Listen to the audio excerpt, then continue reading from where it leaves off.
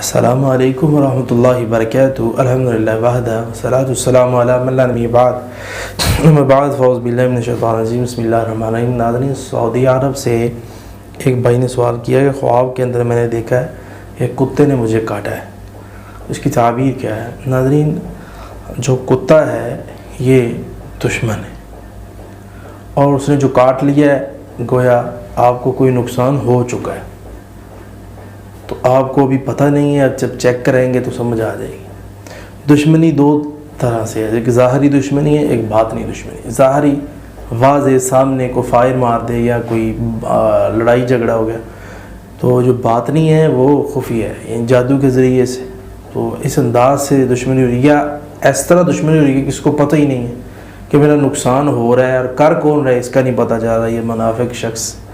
اس طرح خواب کے اندر چھپکلی دیکھنا یہ حسد کی علامت ہے، تو کتا دیکھنا قلب یہ ناپاک چیز ہے، تو یہ نقصان کی طرف اشارہ جا رہا ہے۔